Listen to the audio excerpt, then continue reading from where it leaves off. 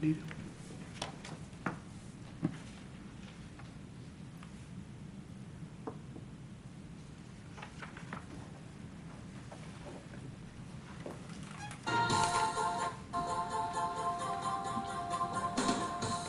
I'm Patty Smith. I'm a special education teacher and I live in Ann Arbor, and I'm on the Public Art Commission. My name is David Zinn. I am a street artist and commercial artist living in Ann Arbor. Been living here my whole life. Drawn stuff for very useful purposes and sometimes just on the walls. My name is John Katarski, and I'm an educator. My name is Colleen Crawley. I've been a resident of Ann Arbor since 1998, and much of that time has been spent working right here at Motawi Tile Works. I'm a project designer and have been for about 16 years. My name is Chip Smith. I'm a city council member here in Ann Arbor. My name is Connie Rosolo Brown, and I am a designer. I spend a lot of time working with different abilities, doing residential design and also working with facilities with memory care. And lately, something that's near and dear to my heart, a lot of outdoor places. I'm David Esau. I'm an architect with a firm called Cornerstone Design, a small firm that does a mix of commercial and residential projects, have a bit of a specialty in accessibility for people with disabilities on both commercial and residential projects. My name is Allison Buck, and I am the operations manager at the Ann Arbor Film Festival. And I am also co-chair of the New Leaders Arts Council of Michigan. I joined the Art Commission because I wanted to be able to get more art to more people. I do have a desire to serve our community, and this is one way that really matches up my talents and my expertise. I really view myself as not somebody who has a great deal of background or expertise in art per se, but in public decision making and how we incorporate that art into our everyday lives. I think I can offer a great deal of insight. As an architect, I have a background in buildings, so trying to figure out where to put public art. I think I'll have a bit of expertise in that area. I'm very organized in terms of helping to get a board or commission working in the same direction and understanding their charter and all of that. So I think I'll be helpful in that way as well. I joined the Art Commission because I support public art in Ann Arbor. I wanted to make sure that it continues and flourishes, and thought that I could help in that aspect. Been involved on the other side of public art projects when I used to work at the Arts Alliance, and so I think I bring a unique perspective that way. And I also am connected with the overall arts community of Michigan through my New Leaders work, and so wanted to be able to bring that network to Ann Arbor as well. Obviously, since I make most of my art with tools that have Crayola stamped on the side, I'm not really a high artist. I'm literally a low artist. And I think it would be useful, always useful, for people to embrace the idea that art is many more things than we realize. It's not only things that are in frames on walls and galleries and museums, and it's actually even more, I don't want to use the word impactful. Let me go back. Yes, art in galleries is important and good to have, but the art you see walking to work one day when you didn't expect to see art is probably going to have a much bigger effect on that day of your life than the 500th painting that you saw when you went to that one museum once because you happen to be in that town and that's what people do. So I think the more of that we can get, the more of a ripple effect there will be of creative energy in this community. And I want to help with that. Well, I'd like to welcome everyone to the January 4th meeting of the Ann Arbor Public Art Commission. Mr. Hoopy, could you please do the roll call? John Katarski. Here. Allison Buck. Here. Connie Brown. Here. Colleen Crawley. Here. David Esau. Here. Bob Miller. Here. Patty Smith. Here. Councilmember Chip Smith. David Zinn. Here. You have a quorum. Thank you, Mr. Hoopy. Now I would invite a motion to approve the agenda that's been recommended. Is there a motion? Commissioner Crowley, is there a second? Commissioner Brown. It's been moved in second that we approve the agenda that has been presented. Are there any additions or deletions to this agenda? Seeing none, all those in favor of the agenda indicate by saying aye. Aye. All those opposed, we have an agenda. The first item on that agenda are public comments. So this is a point where we welcome the public to please come up and make whatever comments you like in support or against public art. We want to hear them all, and we have a thick skin. So anyone from the public? No? Okey doke. Thank you very much. We have the minutes of the previous meeting attached. That meeting was in November 1st, 2017. If commissioners have a chance to review that, and when you're ready, I would welcome a motion to approve those minutes as presented. Commissioner Esau moved the minutes as presented. Is there a second? I'll second. Commissioner Smith second the minutes. Are there any additions or deletions to the minutes as presented? Seeing none, all those in favor of the minutes as presented signify by saying aye. Aye. All those opposed, we have official minutes of our previous meeting. Old business, is there any old business on the chair of the... None unless there is questions from the commission. I know that the chair, we're talking about the Coleman Jewett chair that's at the market, and the last we heard that there was going to be a decision made whether to move it or to keep it where it's at, and do you know whether or not that's been made? The project is planning to move the chairs to the, I'm going to get it wrong, the Fifth Street location that was originally discussed. The exact location, I don't know if they have shared it publicly yet. They are planning to meet with members of the Jewett family as they go forward with the project. Plans are being finished. I know there are an addendum out on the plans. So that's where it's at this point. Excellent. So to bring everyone up on speed, is the Jewett chairs were temporarily situated at the administration building of the market with the intent to move them to a different location. There was a question and request to leave them where they are. We've asked that the city do what they've originally intended to do and move them to that Fifth Street location. It appears as though that is the plan at this point. Thank you, Mr. Hoopy. Any questions regarding the Jewett chair that commissioners might have? There is no other old business. We're moving on to new business. John, I'm sorry to interrupt, Yes. but I just want to, if people at home are wondering what we're doing, our new best friends from Insomnia Cookies just brought us some cookies to enjoy. So thank you very much. That's what we're doing right now. So for those of you watching, we plug businesses that bring us food. Insomnia Cookies, they're delicious. I haven't tasted one yet, so I just assume by the smile on everyone's face that they're wonderful cookies. Thank you, Commissioner Smith. We're moving on to new business. The first item of new business is a proclamation for Tomorrow Real. And what I'm going to do is ask Commissioner Esau to read the proclamation that we will be asked to recommend to the mayor for signature.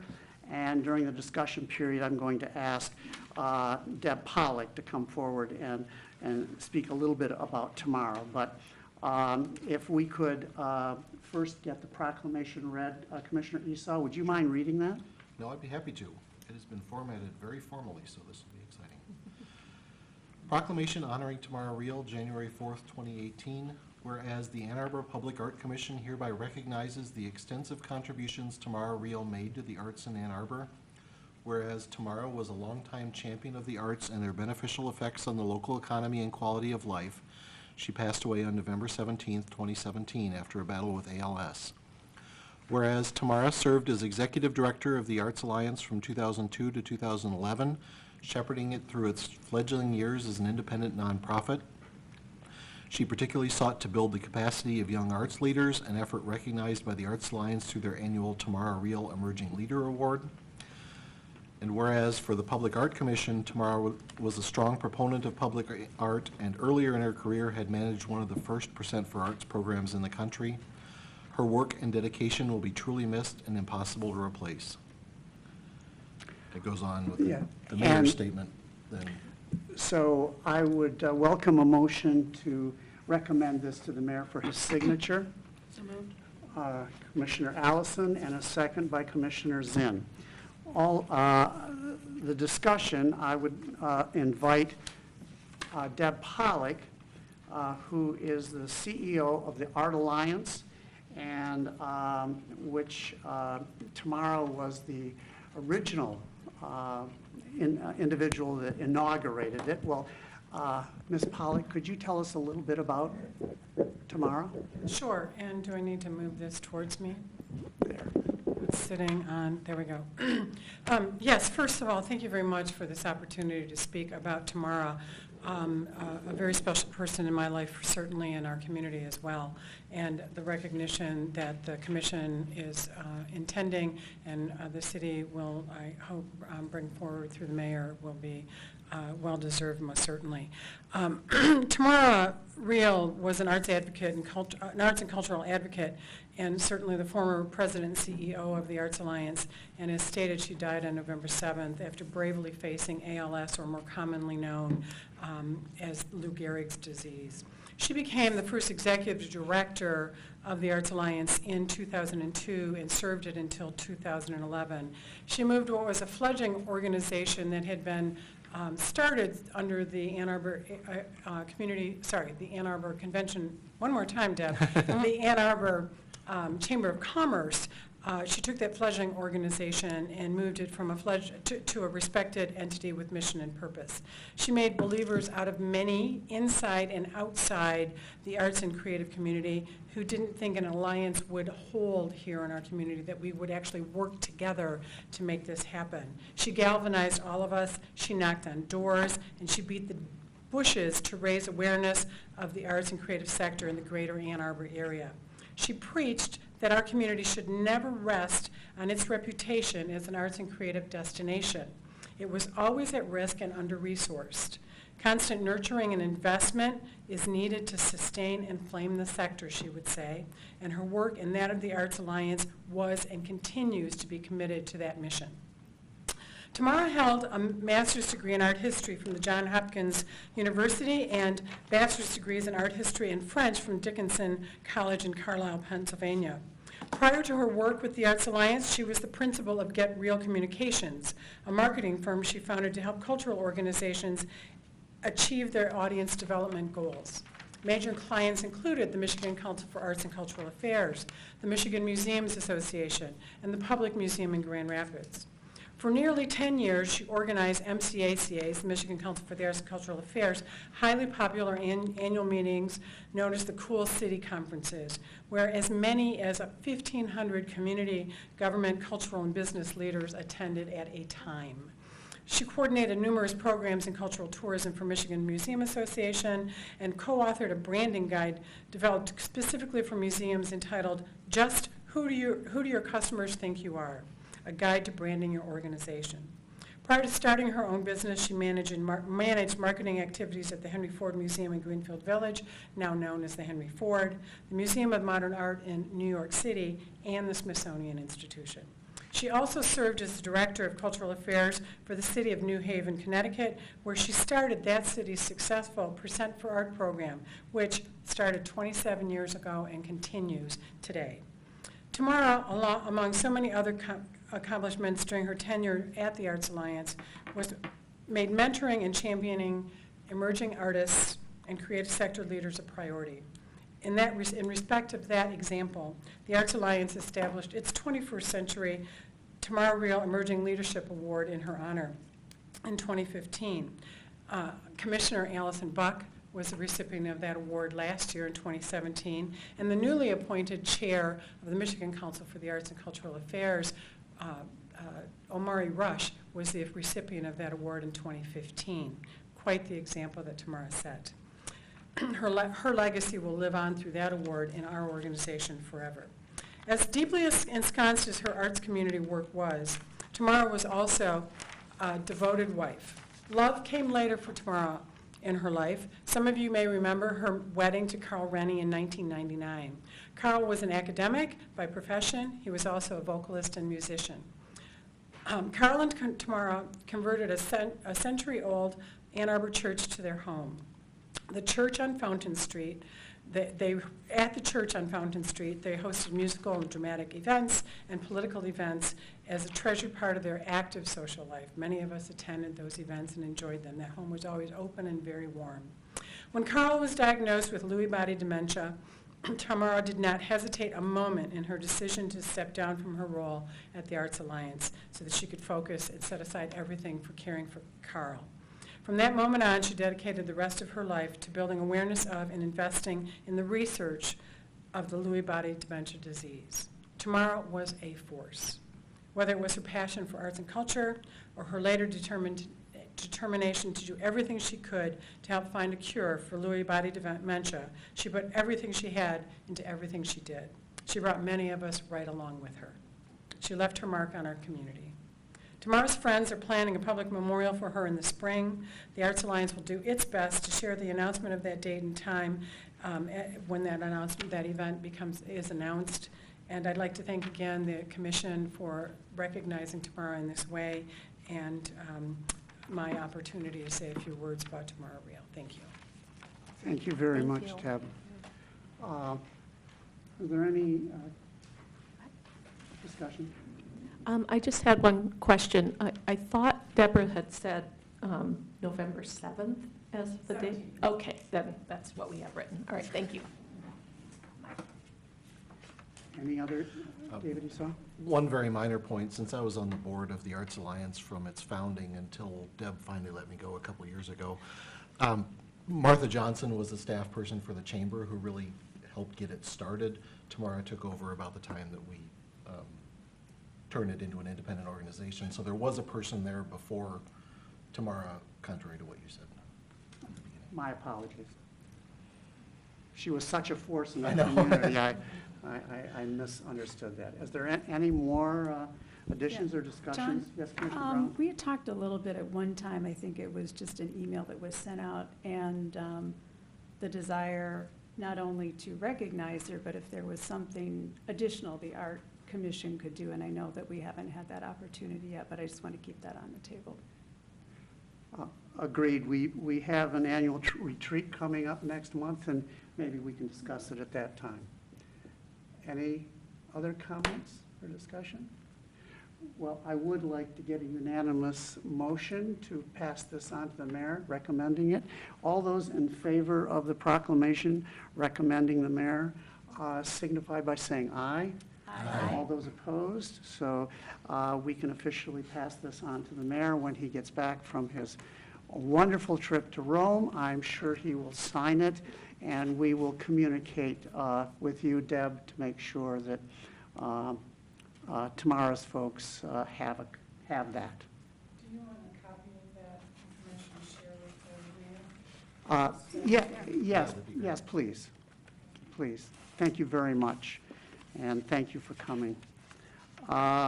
The other item under new business is CIP project enhancement. And if I could get the chair of the CIP committee, Commissioner Esau, to introduce this particular item, and then we will ask him to make a motion to that effect. So Sure. Could you introduce it, please? I would be happy to.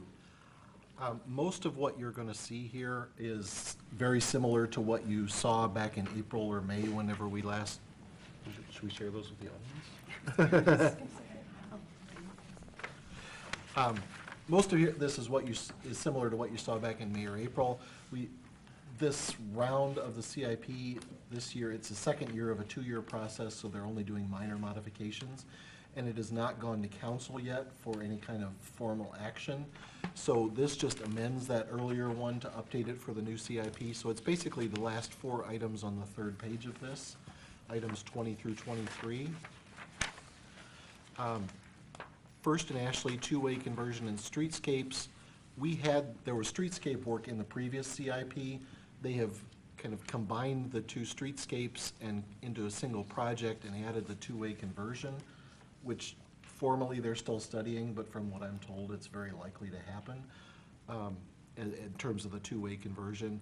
And those streets have no kind of street amenities at all, so in addition to the 2-way conversion, they'll be trying to make them a lot nicer. That will be under the guidance of the DDA. So this is really a continuation of something we already recommended last year, but it's changed in format in the CIP. Huron Streetscape is very similar. It was an item that was in there, but the project has been expanded, I think both in territory and dollars, and the timing has been accelerated, so it's happening sooner than it had previously been happening. So we are still recommending that something be done there. I did actually meet with Susan Polly of the DDA on Tuesday just to talk about these things a little bit. One of the big goals with the Huron Streetscape is trying to figure out how to provide some separation between pedestrians on the sidewalk and traffic, since there's not much ability to change the traffic flow since it's a state road. So that is probably a likely place to incorporate some artwork. So kind of be thinking about what that could possibly be. Susan was very interested in getting our feedback on how we might go about this. It'll be a little different project than or a little different process than some of the city ones because it's coming out of the DDA budget, and I think they may move a little faster and it may be a little harder to incorporate the art selection process in time to happen with their project. It may have to happen after the fact, much like the stadium wall is actually occurring. The other thing is that how the selection process is handled. Susan mentioned that Marie Klopf is on her board for the DDA, so there may be possibly a conflict of interest in having the Art Center be the selection agent. That's something that will need some exploration, but those are details to work out later. The last 2 projects listed here are brand new ones, the Ann Ashley parking structure expansion. You've probably heard about that one in the local media. They'd be adding, I think, 3 floors on top of the existing parking structure. And it sounds like they're possibly doing, considering a lot of options to try to make the whole building look better and more interesting, because it'll be very tall and it's a fairly bland building as a parking structure right now. So she was very open to doing something to try to improve that. And then Nixon Street Improvements Design, another new project. It's listed as only design, so the budget that's listed is not for the actual construction, and so it's hard to know what to recommend in terms of an art budget. But I think we certainly want to be involved in helping to work with the designers on, where can we plan for putting in some art, or at least keeping everyone thinking about that as a prospect as they go through these initial phases of the design instead of trying to incorporate them later during construction. Before I ask you to make the motion, I'd like to just explain a little bit to those folks at home or in the audience that doesn't understand what CIP stands for. It's Capital Improvement Projects. And this is the construction, the municipal construction that the city of Ann Arbor builds. They build stuff. The city spends about $50 million every year, about 50 projects generally. And we have been tasked by council to examine those projects and identify which of those projects might have potential to be enhanced with public art. And we have tasked our architects on the commission as a committee to review those for us. This is the list of the new projects coming up, along with the other projects that we are recommending have an inclusion of public art when the city starts to design and build them. So just to give you some context of of what this is about. This really is building our cultural infrastructure while we're building our physical infrastructure. We believe it's important, the council believes it's important, and we spend a lot of time doing this. This is our annual point at which we make these recommendations, for those of you who didn't understand these acronyms. And Mr. Hoopy. If I can make one suggestion in the wording, frequently we are using the words an amount, budget amount of X be added to the project budget. I would suggest we change that to project, the budget amount of X be included in the project budget. Because frequently, these projects are far enough out into the future that their budgets are pretty squishy, and whether you're adding 50,000 to a $1 million project, it's getting to be a little nitpicky, and it allows the flexibility just to say included in the budget, if So that's an substitute acceptable. included instead So of added. yes. I think that's reasonable. If to that's me. reasonable, Yeah. And that was the concept of baking in exactly, to the that's why design, I'm suggesting this. so that it's not that we are actually adding, we are just recommending enhancement, inclusion in. Yeah.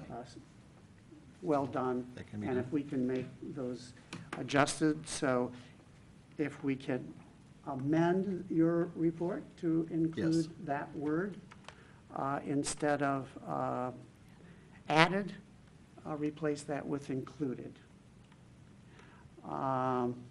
So, could you propose a motion to recommend this to council? Sure.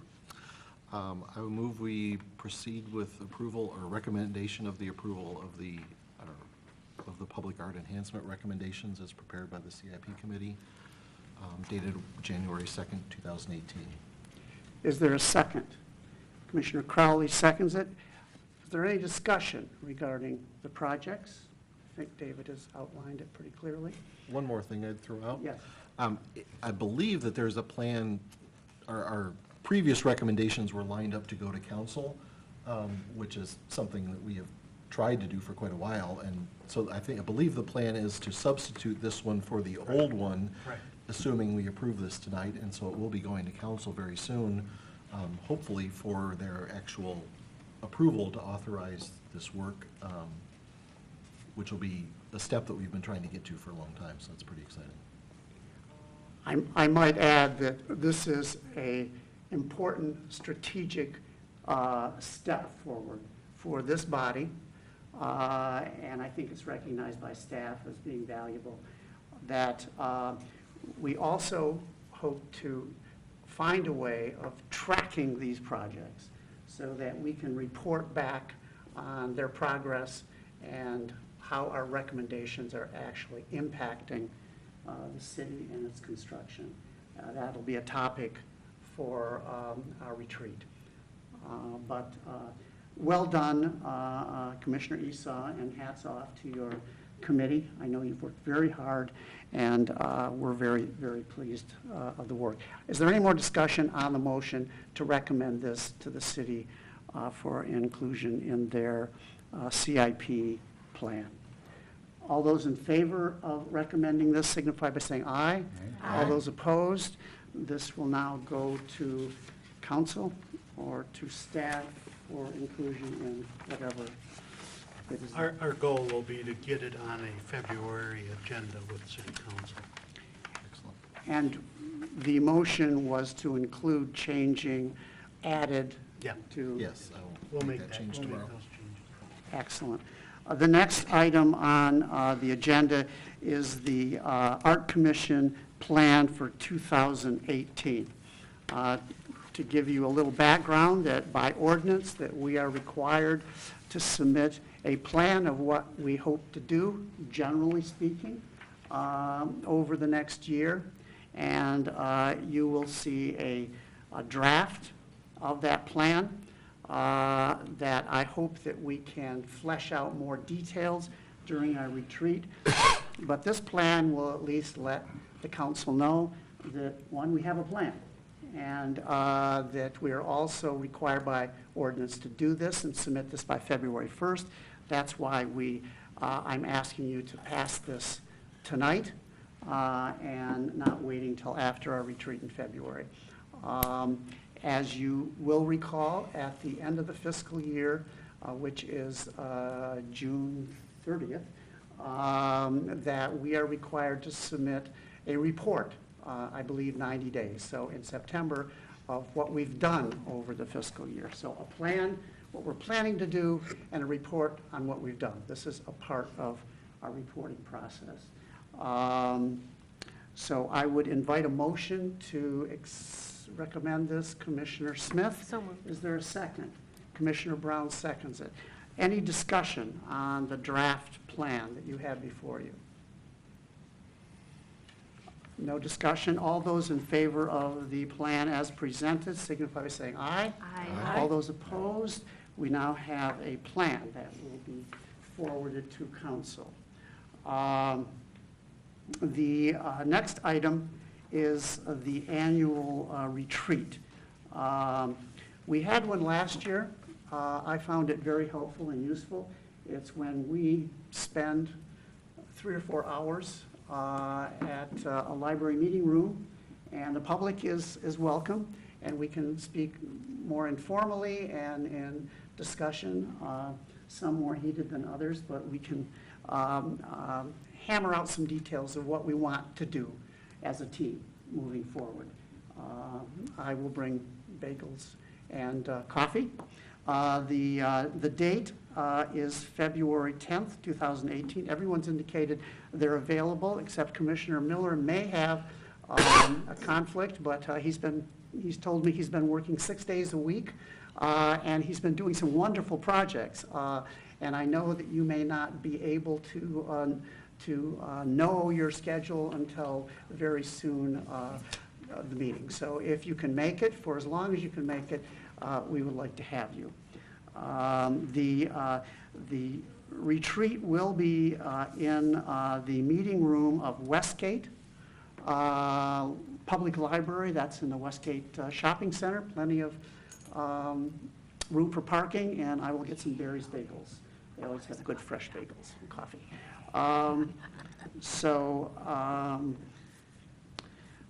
Time? And the time is 1 to 4 p.m., 1 p.m. to 4 p.m.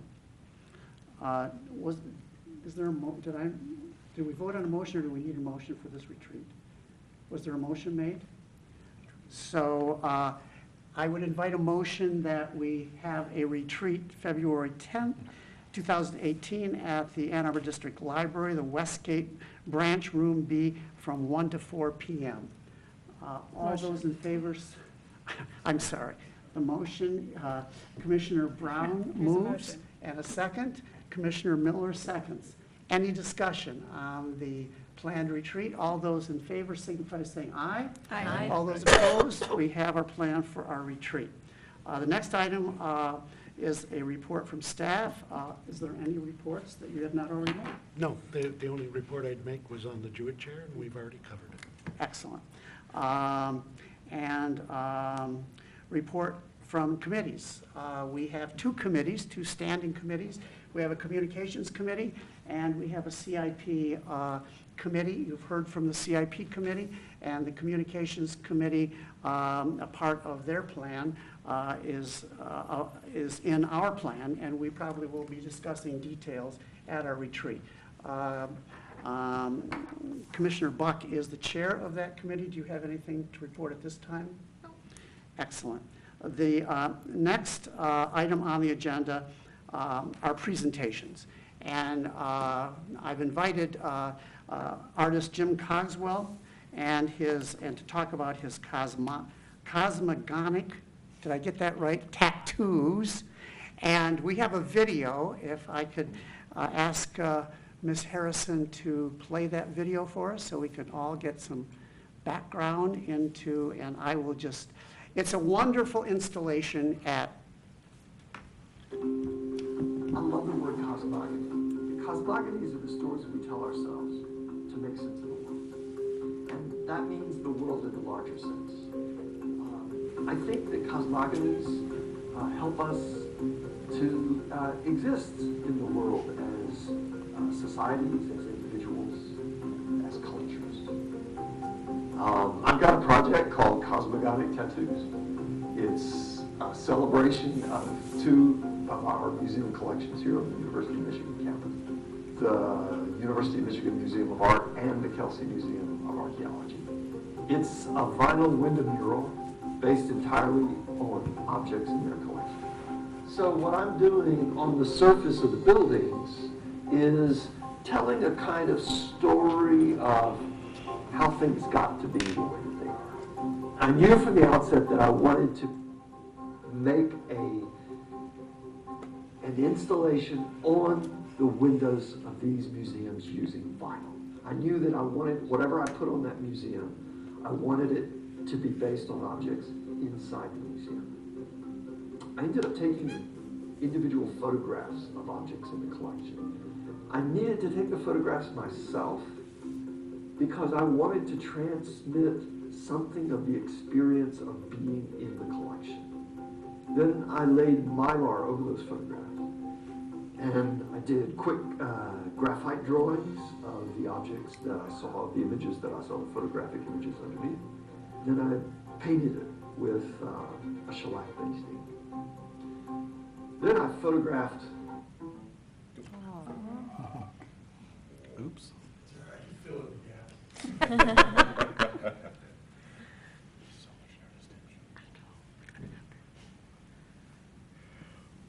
That's technology, Jim, so, Don't worry about it, it's too painful. Oh, no, wait, it's the beginning though. I love the word cosmogony. Cosmogony is the stories One we more tell try. ourselves to make sense of the world. And that means the world in a larger sense. Tattoos. It's the Museum of Art and the Kelsey to be the way that it to be based on objects inside the museum. I ended up taking individual photographs of objects in the collection. I needed to take the photographs myself because I wanted to transmit something of the experience of being in the collection. Then I laid Mylar over those photographs. And I did quick graphite drawings of the objects that I saw, the images that I saw, the photographic images underneath. Then I painted it with a shellac-based ink. Then I photographed the Mylar paintings, and I needed to get them translated into Adobe Illustrator. Then I took those digital translations and disassembled them. I made a big catalog of them. I called it my bone pile. And then I would take bits and pieces and recombine them to make the images and ultimately the story and the design for the vinyl. And Dave Mahalik, who has worked with me for over a decade, he cuts my images and then he has to weed out the negative spaces by hand. He takes out all the parts of the image that are not going to go on the window. The artist Jay Cogswell has looked at works in both collections very carefully and has taken elements from both of them and recombined them in this wonderful fantasy and this wonderful creation. By doing that, the work seems to suggest that the division between the two collections is not quite as clear-cut because on the one hand, there are pieces in Uma's collection that definitely have archaeological value, while pieces in the Museum of Archaeology's collection certainly have artistic value as well. There's a divide between these two museums. It's a geographic divide across State Street. It's an institutional divide in the sense that one is an art museum, one's an archaeological museum, so there's a kind of disciplinary divide. I decided that the gap between them was really part of the narrative to link them. And that gap became the space across which objects from the Kelsey traveled to Uma, objects from Uma traveled to the Kelsey. So a major theme became that of objects traveling from one place to another. And that led also to thoughts about the mutability of objects and meanings. Objects change, and the museums do their best to keep them from changing, but objects change. so do the meanings we associate with those objects.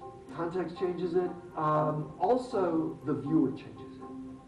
I think one of the great things about Jim's work is that it does force the visitor to think about the object in ways that we don't necessarily think about it in the museum. Every visitor brings their own interpretation, their own ideas, their own experiences to looking at objects. By putting these new kind of juxtapositions, putting these objects next to each other in new ways, Jim is forcing the viewer to think about, what is this thing? You know, what is it? How did it get here? What was it used for? Who made it? I want viewers to be aware of these museums. I want them to begin to think critically, self-consciously about what museums do. I want them to become aware of how they are recreating these objects.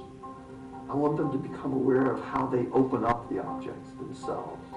And ultimately, I think I want them to understand that objects and meanings change. They change depending on who you are and where you are and the context that you have it. If there's anything that never changes, it's that everything always changes.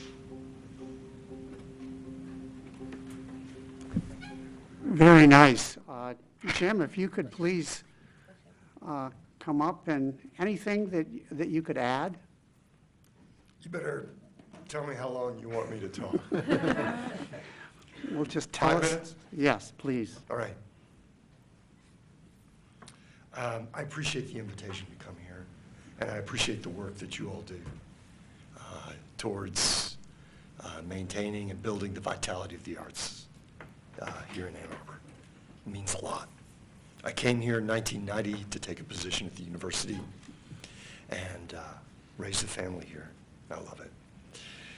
I've become gradually something of an unsanctioned public artist because I have the benefit of funding from the University of Michigan. And that gives me the opportunity to apply for the kind of financial backing that makes it possible to go out and slowly take over the city of Ann Arbor with different installations here and there. You've already gotten a bit of a flavor of what's over at Uma and the Kelsey, Cosmogonic Tattoos. I want to underline what David said earlier in his video piece, that even though I'm sanctioned, officially licensed as a painter, that's what I teach, painting and drawing, I've become interested in public art because it escapes what we call the white cube. And people encounter it whether they intend to or not. And they don't often know whether to call what I'm doing art or not.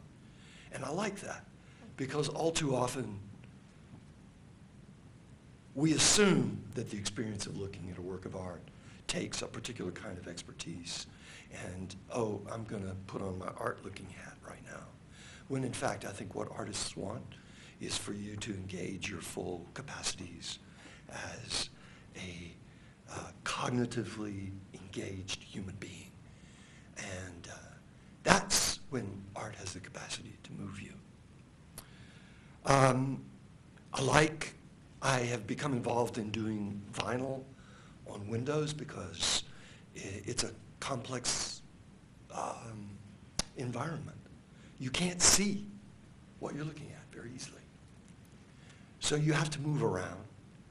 And if you have to move around to see it, that means that I have the capacity to alter your movements in space and to affect how you're seeing not what I do, but a complete environment. So when you look at the vinyl on the windows, you see the reflection of the world behind you if you're on the outside, and if you're on the inside, you see everything that's going on the other side of the window. So what I'm doing with my design is activating an entire space, and that's what I find exciting about it. That and the fact that you encounter it unexpectedly. This piece is a culmination of a series of works that started here in Ann Arbor, I don't know, early 2000s, when I had a show at the old Tabor Hill Gallery and put some things up on the window in vinyl. And went from there to do some pieces elsewhere because I developed this partnership with a local business, Image Crafters Incorporated. Dave Mahalik is the person that you saw up there weeding my vinyl. Dave, it turns out to be, well, Image Crafters is just a little mom and pop graphic design business, graphic production business out on South Industrial. I had the good fortune to start working with them, and Vicki Peterson's son, Dave, became an essential part of my process, because every time I threw something more difficult at him, he responded with a more inventive solution. And I really like that part of it, that I'm not just doing things on Windows here in the city, but I'm working in partnership with a local business. Their capacities are very important for this. Just very quickly from Tabor Hill, I did something in Detroit at the university, well, the Michigan Center on Woodward. Then in Denison Hall, which is on campus, in celebration of the International Year of Astronomy, they invited me to do something on their windows. I did it in response to the kind of research that was going on in their building. And then that led to a project at the Mott Children's Hospital, which is on 8 floors of the clinic wing facing Ann Street. It's on the inside. I don't have a lot of tolerance for heights, not 8 floors of heights, but it's all in public spaces so that visitors, patients, parents, people undergoing treatments are kind of transported, I hope, into a slightly different kind of environment. And what I put on the windows becomes part of the landscape that you see out of those windows. And that was something I was very conscious of, that there was a sense that these very playful elements might be something out there. Where are they? Are they in here in this hospital corridor with us, or are they out there? Sort of unrealized potentialities. I want to mention a couple of projects I took on that I hope will lead to something else. In 2015, I invited a colleague, Anton Shamas, who is a writer on our faculty here, a colleague and friend, to write a poem for National Poetry Month on the doors of the Carytown shops, the entrance facing Fifth Street. So Anton wrote a poem for the 2 sides of the sliding doors that are electronically activated, alternating lines, this side and this side, so that when you walked through the door, you wrote the poem, and when you passed through, you unwrote the poem. So the poem was constantly written and unwritten every time somebody walked through those doors. And then I took phrases from his poem and floated them loose. I don't know if any of you ever saw this.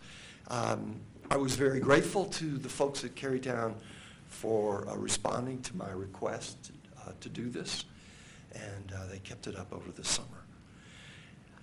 National Poetry Month, I think, is a wonderful opportunity to celebrate something that is not normally considered part of public art. And so my desire was to make it public and a part of a larger conversation. So 2016, on the windows of the Red Hawk Bar and Grill, I collaborated with a colleague, Linda Gregerson, who selected a poem by Marianne Moore, and we put that poem on the windows there. Right now I'm involved in several other projects, one that I hope to be international, but I love doing work here in the city where I live and where people I know can encounter it, and it becomes part of a conversation that I can be part of rather than doing something someplace else, flying in, dropping it off. The project at the Kelsey ended up being in many ways about migration. It began with my understanding that I was taking objects from, or representations of objects from one museum and crossing State Street with them to another. And that got me thinking about how do objects get from one place to another. And they do that by means of people. They do that by means of commerce, by means of conflict, plunder, looting is part of the picture, and migration. And migration is an enormous part of our world right now. It's playing a large part in political discourse, many places, but especially in our country. So it became quite natural that the role of migration and in a sense refugees are a large part of the imagery there. It's done very playfully. I'm not trying to hit anybody over the head with it, but I am trying to make people aware that movement is not just of objects, but it's with people. So the idea that I have now for my next iteration of National Poetry Month would be to bring together an anthology of poetry in different languages that deals with the issue of migration. I would, of course, love for at least one of the poems to be in Spanish. I would love for one of the poems to be in Arabic, because those are two kinds of migrations that have us on edge here in our country and in other places. But then migration, the movement of people, is a large part of many cultures. So this is to alert you to the fact that if I can come together with the money and the right place, I'd love for this to happen somewhere in Ann Arbor, because I think Ann Arbor is a city that would respond to it. I don't intend to be deliberately provocative, but I do intend for it to be both a surprise and a prod to thought. And I will also say that the prime spot for this would probably be the Ann Arbor District Library windows, both because it is a place that honors diversity in and of itself in the people that go through those doors. For whatever reason they go through those doors. It's also a repository for literature of all kinds, but certainly poetry. It's highly visible, and it's got a lot of windows that I think could use some color. So thank you for inviting me to come. That's what I do, and I appreciate what you do. Thank you, Jim. If we could, does anyone have any questions of Jim? Commissioner Esau. I'm curious about one thing with the tattoos artwork. One of the early steps was some fairly elaborate multicolor paintings, and although the final tattoos were many colors, they didn't seem to have anything to do with the colors in the paintings. Was that just the technical difficulties of translating that, or was there another artistic decision there, or what was the reason for that? All of the above. Okay. Vinyl is not printed. The vinyl is cut. Yeah. Each cut from each color is cut from a different roll. So you don't, to get multiple colors in small pieces would cost more in labor and materials than I can afford. Dave at Image Crafters performed miracles at Mott by putting together, if you ever have seen that there are hundreds and hundreds of colors put together, and that could only have been done through his ingenuity. The other response is that it's sometimes more impactful to use color in a way that joins images together rather than breaking them apart into small pieces. That is to say, this is part, you would appreciate this is part of an architectural structure. And I realized that I am toying with architectural ornament, which has been verboten since about the early part of the 20th century, and it certainly is not part of our modernist environment in this country. And I have, as a result, started a conversation with as many architects as I can about the issue of ornament and the ornamentation on buildings, its absence, what its presence offers, even the question of ornament, understood as something cosmetic, superficial, after the fact, inessential. And I'm sure that that's something that you in your own ways contend with it as you think about the placement of public art. But I'll toot my horn just a little bit. I was delighted when an essay about this appeared in an international architectural journal, recently an online journal dedicated to architectural ornament and cultural hybridity. Saying you can access that online because the conversation with architecture is very important to me. When I design something, it's made for that place. And that means not just the dimensions of the window, but what goes on in that place, who uses it, the patterns of movement around it. It's a social space, and I want to be part of that conversation. I want the piece to be part of the conversation. Commissioner Smith, I know you have an affinity for words in public Thank places. you. How did you know I was going to say Oh, it? So I have a please. comment and then a question. I like to write, so I want to thank you for getting words out there in public art. It's not very often a part of it. Personally, I've wanted to put little stories all over parking garages because they're not that pretty. But I'm not like a visual artist, so I can't do it. But You need to work together. Yay! So thank you for doing that. My question is, how long did it take for that project with the Kelsey Museum that you showed in the video? How long of a time period was that? Well, from the time I went to them and said, hey, would you be up for my doing this, to the time it was completed was 5.5 years. Wow. Yeah, I was doing other projects also, but also contending with, I needed to do research. I needed to find out.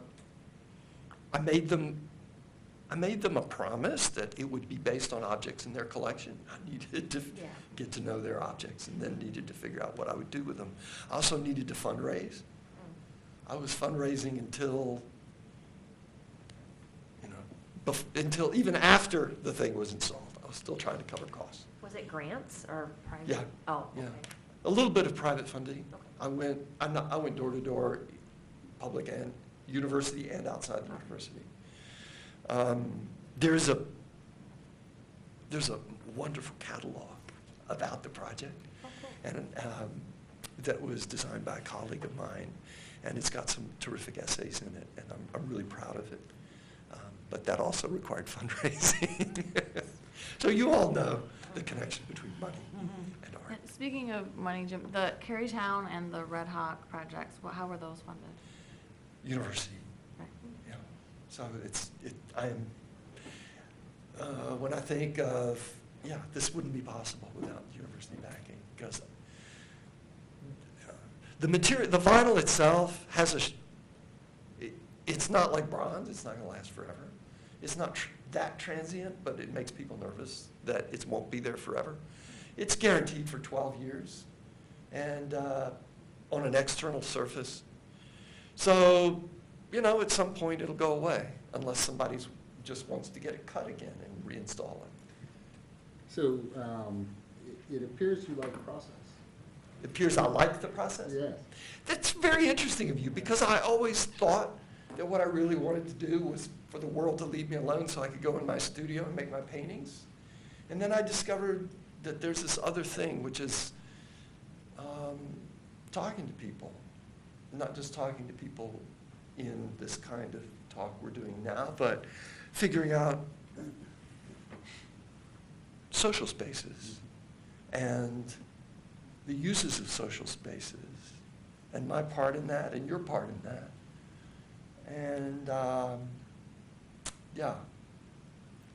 and I like getting out of the white cube. I was curious, and so Mr. Esau made a reference to the paintings you did and how they kind of went by the wayside, or they were part of the process in creating the vinyl. But they seemed so interesting to me because they were this handmade kind of hybrid of what you took pictures of and what your mind created. Did you save those? And are you Absolutely. going, have you ever presented those anywhere? And is it something? There was an exhibition of the paintings at the Kelsey Museum Mhm. from June through September. Okay. That's when the project went officially up, Mhm. the vinyl project. Mhm. They have a rotating gallery there, but it came down in September. Mhm.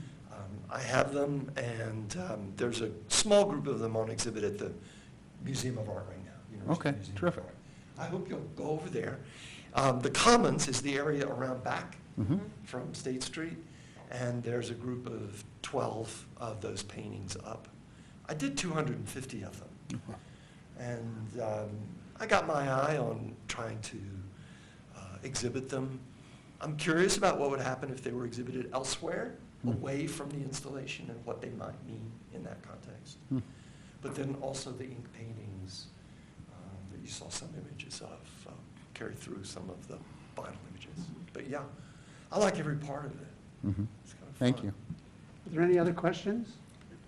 Thank you. Commissioner Brown? I have one comment. Sure. That I know the library is a wonderful place for your new project. City Hall has a lot of windows, and we have a wonderful promenade.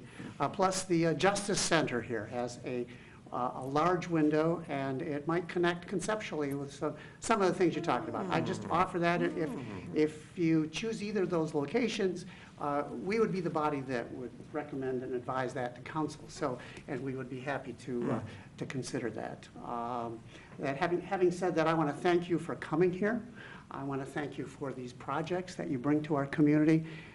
We are blessed to have you a part of us. Thank you. I'm blessed to live here. I appreciate it. Thank you. Thank you. Thank you. That concludes the presentation. Are there any comments from any commissioners?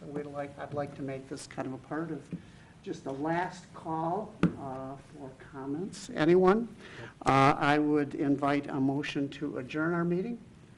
Commissioner Esau moved, and Commissioner Zinn second. All those in favor signify by saying aye. Aye. All those opposed, we stand adjourned. Thank you.